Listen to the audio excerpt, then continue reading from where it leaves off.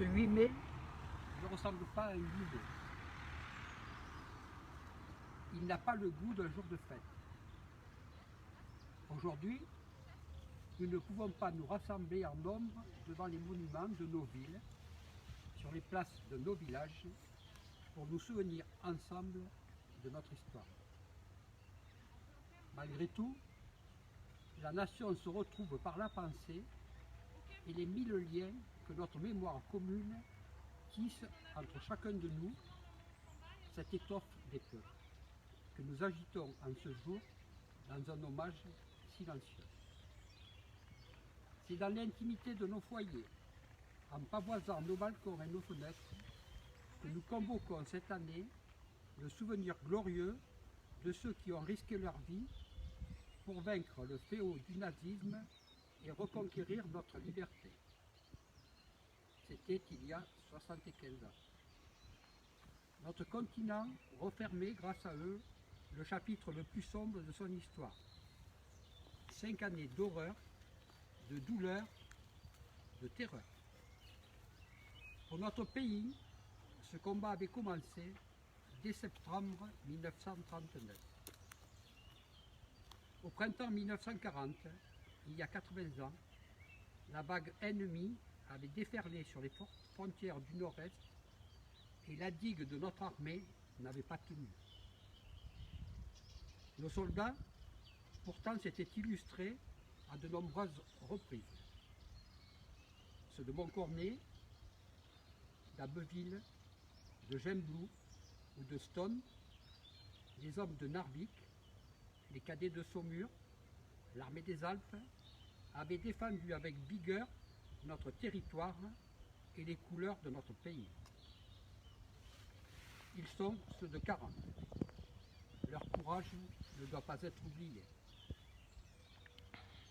Dans le crépuscule de cette étrange défaite, ils allumèrent les flambeaux. Leur éclat était un acte de foi et, au cœur de l'effondrement, ils laissaient poindre la promesse du 8 mai 1945.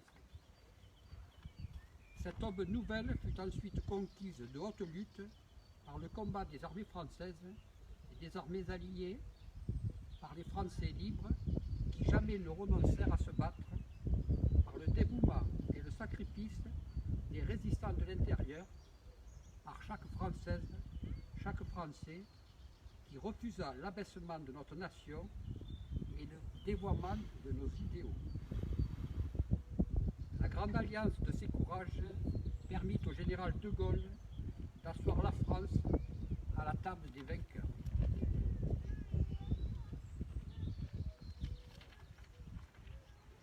La dignité maintenue, l'adversité surmontée, la liberté reconquise, le bonheur retrouvé, nous les devons à tous ces combattants, à tous ces résistants. À ces héros, la nation exprime son indéfectible gratitude et sa reconnaissance éternelle. Le 8 mai 1945, c'est une joie bouleversée qui s'empara des peuples. Les drapeaux ornaient les fenêtres, mais tant d'hommes étaient morts, tant de vies étaient brisées, tant de villes étaient ruinées. À la liesse succéda la tristesse et la désolation. Avec le retour des déportés, les peuples découvrirent bientôt la barbarie nazie dans toute son horreur. Rien, plus jamais ne fut comme avant.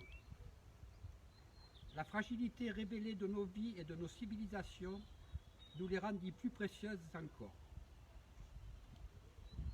Au bout de cette longue nuit qu'avait traversé le monde, il fallait que l'humanité relevât la tête. Elle venait de découvrir, horrifiée, qu'elle pouvait s'anéantir elle-même et il lui fallait désormais refaire le monde de fond en comble ou, à tout le moins, empêcher que le monde ne se défasse, selon le mot de Camus. Ce fut l'heure, en France, de l'Union nationale pour fonder les beaux jours, annoncés par le Conseil national de la Résistance, et bientôt retrouvés.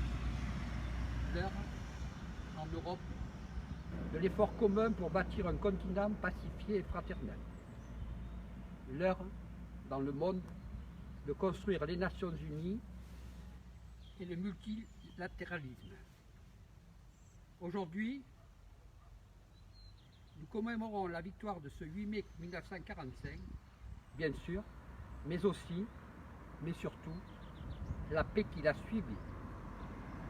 C'est elle, la plus grande victoire du 8 mai, notre plus beau triomphe.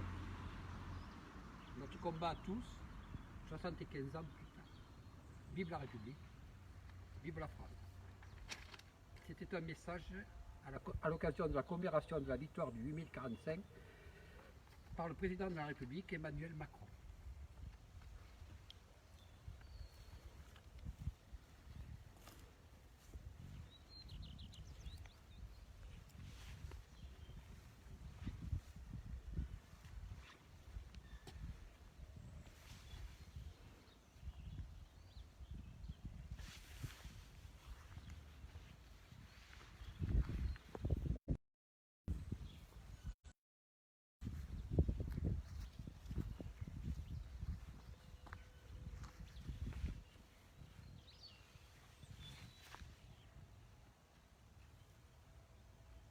Comment ?